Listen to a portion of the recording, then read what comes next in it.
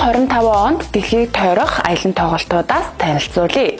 Эхний тоглолт Их Британий Coldplay хамтлагийн 8 дахь аялан тоглолт 2022 оны 3 дугаар сарын 18-нд Калифорни мужаас эхэлсэн юм. 3 жилийн хугацаанд үргэлжилсэн тус аялан тоглолт энэ оны 9 дугаар сарын 8-нд Лондон хотод өндөрлөхөөр болжээ.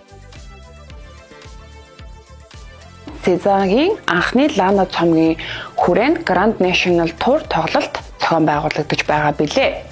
Дуучин Beyoncé энэ жил Grammy наадмаас шилдэг цомог шагнал хүртсэн бөгөөд Cowboy Carter хэмээх өөрийн 8 дахь цомгийн хүрээнд аялан тоглолтоо зохион байгуулах гэж байна.